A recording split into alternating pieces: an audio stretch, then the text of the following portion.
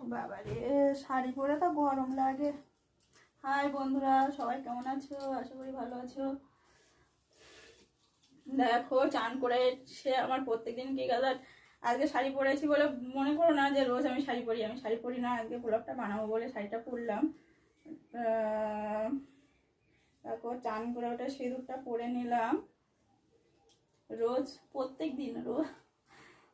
দিনের যে কাজটা আর কি, ঠিক আছে।